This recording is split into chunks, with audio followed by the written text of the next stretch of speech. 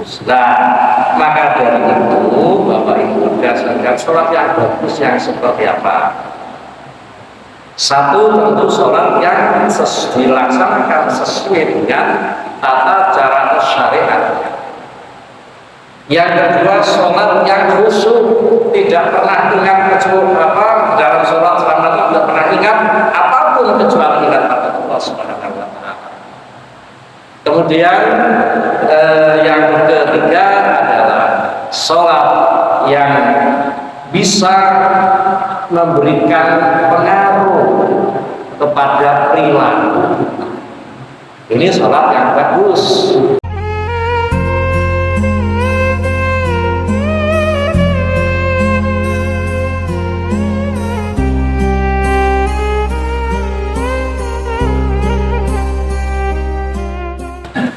Assalamualaikum warahmatullahi wabarakatuh.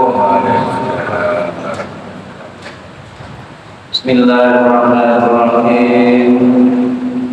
Alhamdulillahilladzi nasta'inuhu wa nastaghfiruh wa na'udzu billahi min shururi anfusina wa min sayyiati a'malina may yahdihillahu fala mudilla lahu wa may yudlil fala hadiya lahu. Asyhadu an la ilaha illallah wahdahu la syarika lahu wa asyhadu anna sayyidana Muhammadan abduhu wa rasuluhu la nabiyya ba'dahu. Allahumma shalli wa sallim wa barik ala sayyidina Muhammadin wa ala alihi wa ashabihi wa mawala. La haula wa la quwwata illa billah. Bapak-bapak, ibu-ibu, saudara-saudara sekalian, rahimahumullah. Alhamdulillah wa syukurillah, hari kita selalu mensyukuri nikmat-nikmat yang telah diberikan oleh Allah Subhanahu wa Ta'ala dengan selalu menghiasi lisan kita dengan bacaan alhamdulillah. Kemudian menghiasi hati kita dengan selalu mengingat apa yang menjadi nikmat tersebut, juga sekaligus mari kita hiasi perbuatan kita, langkah kita dengan selalu berada di jalur yang diridhoi Allah Subhanahu wa Ta'ala. Dengan begitu, insya Allah kita akan menjadi orang yang la in syakartum la azidannakum, ayat. Termasuk orang yang bersyukur, dan bagi orang yang bersyukur tersebut akan ditambahkan nikmat Allah Subhanahu wa Ta'ala. Juga mudah-mudahan kita nantinya termasuk orang yang husnul khotimah min ahlil jannah. Amin Allahumma amin. Mari kita lanjutkan kajian kita. Kita masih berada di surat Toha ayat 14. A'udzu billahi minasy syaithanir rajim. Bismillahirrahmanirrahim. Innani ana Allah la ilaha illa ana fa'budni wa aqimis sholata li dzikri. Shadaqallahul azim. Innani, sesungguhnya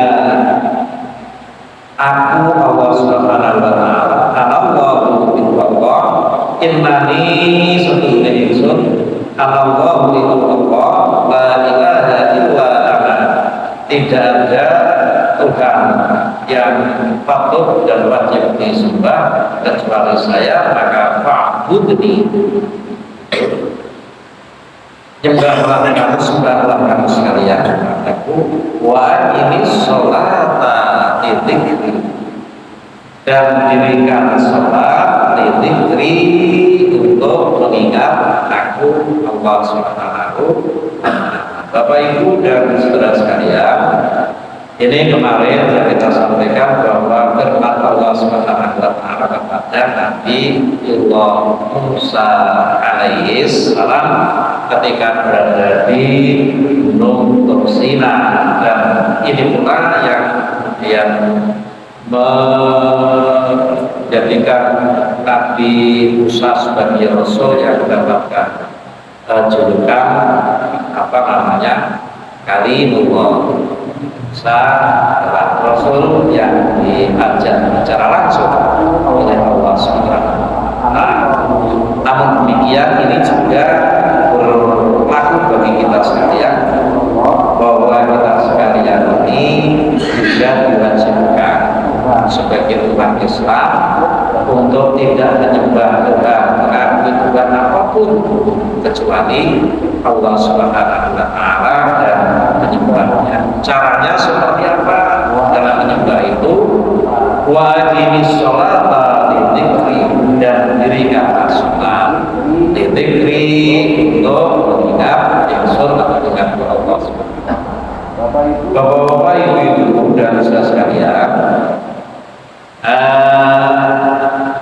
fungsi sholat ini adalah untuk mengingat Allah Subhanahu wa ta'ala.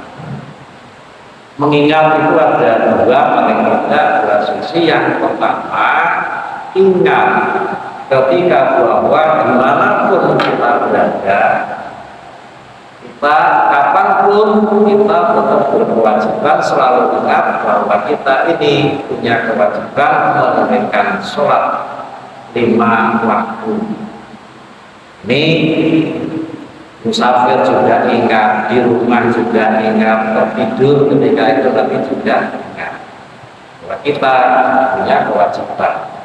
Dan kemudian karena itu Rasulullah Muhammad SAW telah bersabda, as-sholatu imaduddin, bahwa sholat itu adalah menjadi tiang agama. Faman aqamaha faqad aqamaddin, barang siapa yang mendirikan sholat tersebut maka sama dengan mendirikan agama. Faman tarakaha faqad hadamaddin, barang siapa yang meninggalkan maka sama dengan merobohkan agama. Maka bangunan ini tanpa tiang, bangunan ini tanpa sokok, maka itu akan menjadi tidak ada bangunan.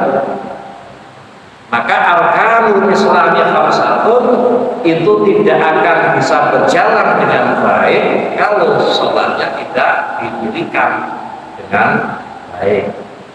Padahal awake piyambak itu kata macam-macam wong Islam. Ana sing salate sregep banget jamaah sregep. Iya mulai sregep. Dan ana sing belum jamaah tapi subuh roh aja. Iyane tetap sregep tapi jamaah itu hanya subuh dan maghrib bisa. Namun ada yang sholatnya seragam tapi di rumah terus menfarid terus tidak pernah jamaah. Ada yang sholatnya dangkek kolong-kolong eling. Bahkan ada umat Islam yang sholatnya setahun numping minggu. Apa itu? Idul Fitri, Idul Adha. Nah, maka dari itu fungsi sholat ini adalah sebagai sarana mengingat Allah, menghambakan diri pada Allah Subhanahu wa ta'ala. Kalau yang setahun di Indo gitu ya, berarti sangat-sangat rapuh sekali. Nah, oleh karena itu, Bapak-bapak Ibu, berbahagialah kita sekalian ini diberikan kesempatan oleh Allah Subhanahu wa ta'ala untuk yang pertama tadi insyaallah kita saged jamaah saged. Kemudian kita tahu dan kita harus tahu bahwa bahwa yang akan dihisab oleh Allah awwaluma yuhasabu alaihi abdu as-shalah. Yang pertama kali dipertanyakan dihisab oleh Allah Subhanahu wa taala besok yaumul kiamah itu adalah salat kita. Bukan harta kita, bukan anak kita, bukan istri kita. Tetapi as-shalah, barang siapa yang sholatnya itu bagus, maka semua amalnya akan menjadi bagus, ikut bagus. Dan barang siapa yang amalnya sholatnya tidak bagus, maka seluruh amalnya itu akan menjadi tidak bagus. Nah, maka dari itu Bapak Ibu berdasarkan sholat yang bagus yang seperti apa? Satu, tentu sholat yang dilaksanakan sesuai dengan tata cara syariat. Yang kedua, sholat yang khusyuk, tidak pernah ingat kecuali dalam sholat selama itu tidak pernah ingat apapun kecuali ingat pada Allah Subhanahu wa taala. Kemudian yang ketiga adalah sholat yang bisa memberikan pengaruh kepada perilaku.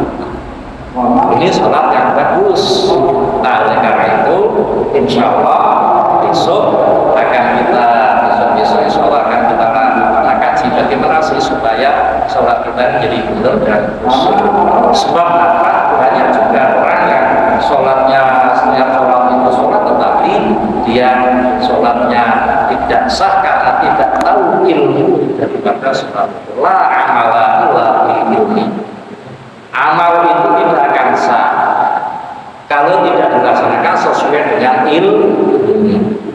Contoh dunia umpamane andai kata ada orang mau ibu menanak nasi, tapi tata caranya ilmunya menggunakan ilmu membuat bubur, kira-kira jadi nasi atau jadi bubur, tentu akan menjadi bubur. Ini sebagai analog kalau kita melaksanakan sesuatu tidak dengan ilmunya. Maka dari itu bapak-bapak, ibu-ibu sekalian, melihat pentingnya sholat sebagai landasan daripada kemudian menjadi sarana untuk ingat pada Allah Subhanahu wa taala, amat sangat disayangkan kalau ada orang Islam tidak sholat. Maka dari itu zaman kecil saya masih ingat itu jadi pujian eman temen wong sugih sembayang. Saya kelingan bahwa pujian kita kisah kecil gitu. Eman temen wong sugih sembayang, luwe sugih endi karo Nabi Sulaiman Rasul. Nabi Sulaiman Rasul sugih sembayang, salli wa sallim iman ala hada, salli wa sallim iman ala hada, wal ali wal ashab iman qad wafata, wal ali wal ashab iman qad wafata. Itu sing Nabi Sulaiman sugih tetap ibadah, tetap sholat pada Allah Subhanahu wa taala. Lah saiki nek wong ayu bojo ngedepi ayune, nek ora sholat maka eman temen wong ayu ra sembayang, eman temen wong ayu ra sembayang, luwe ayu endi karo Siti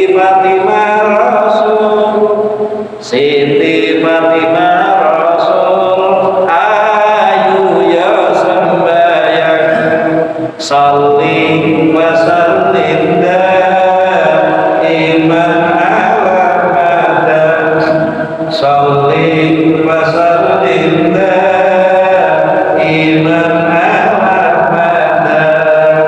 Wal ali wal ashabi man qad wahada. Wal ali wal ashabi man qad sing ayu apa yang Siti Fatimah putrane Kanjeng Nabi kita tetap sembahyang salat, maka amat sangat disayangkan kalau di antara kita ini umat Islam sekarang ini mau ngendelke ayu soalnya bapak-bapak sholat kuwi kadang-kadang sering ribet terus kadang beringe Islam macam-macam kemudian dan harus akhirnya sholat itu wong tekan arah. Nah tentu dia akan tahu ya. Kemudian juga yang datang juga teman teman wong bagus rasa bayang teman teman wong bagus rasa bayang luwe bagus erti karo Nabi Yusuf Rasul. Nabi Yusuf Rasul bagus ya sembahyang. Salli wa sallim daiman ala madad. Salli wa sallim daiman ala madad. Wal ali wal ashabi man qad wahada. Wal ali wal ashabi man qad wahada. Bapak Ibu dan sekalian, itulah pentingnya daripada sholat. Maka itu yang utama kapanpun berada dimanapun, kalau tidak ada unsur syar'i maka kita harus berusaha demikian. Orang iso ngadeg undur, orang iso undur turun miring, orang iso turun miring turun rumah, orang iso turun miring turun rumah, ya barangkali akan disolati nanti. Oleh karena itu bagaimanapun juga kita harus berusaha. Dengan ini baru konsekuensi waktu. Nanti insya Allah tentang bagaimana tata caranya, bagaimana supaya kita itu menjadi khusyuk di dalam melaksanakan ibadah sholat tersebut akan kita kaji bareng-bareng lagi insya Allah. Mudah-mudahan kita termasuk orang yang ahli sholat dan husnul khotimah. Amin Allahumma amin. Rabbana atina fid dunya hasanah wa fil akhirati hasanah wa qina adzabannar. Walhamdulillahi rabbil alamin. Assalamualaikum warahmatullahi wabarakatuh.